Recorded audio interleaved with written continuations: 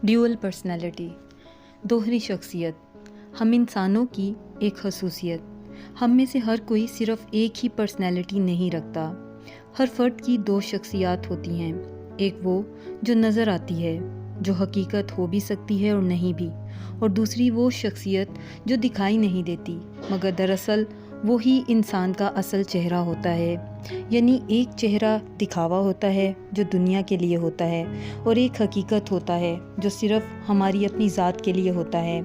हम दो पर्सनैलिटीज़ क्यों रखते हैं? इसकी सबसे बड़ी वजह तो खौफ होता है। हम अक्सर दूसरों पर अपनी हकीकत खुल जाने के डर से अपने चेहरे पर झूठ का लिबादा ओढ़ लेते हैं, और ऐसा तब होता है जब हमारे अंदर सेल्फ़ कॉन्फिडेंस ना हो, या फिर हम गिल्टी हों यानी गलत हों, या फिर हमारा इमेज हमारे लिए बहुत मायने रखता हो और हम इसको नुकसान पहुंचने से डरते हैं, और कभी कभी दूसरे लोग इस खौफ की वजह बनते हैं। हमारी दोहरी शख्सियत की दूसरी वजह ट्रस्ट हो सकता है। जब हम दूसरों पर यकीन नहीं रखते तो हम इन पर अपनी कुछ हकीकतों को भी वाज़ेह नहीं करते। हम खुलकर हर एक के सामने अपनी शख्सियत का मुज़ाहिरा नहीं करते।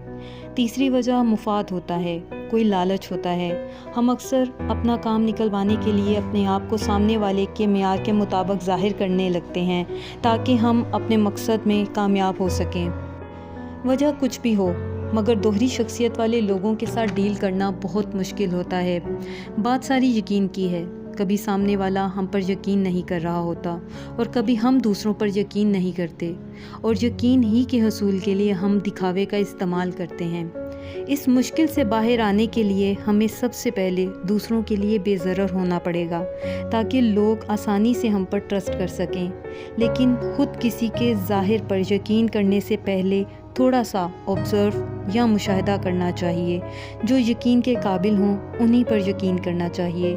लेकिन याद रखें कि दोहरी शख्सियत के दो तरह के मकासद होते हैं, एक मनफी और दूसरा मुस्बत। ज़रूरी नहीं है कि इंसान अपना असल सिर्फ मनफी या गलत मकासद के लिए छुपाए।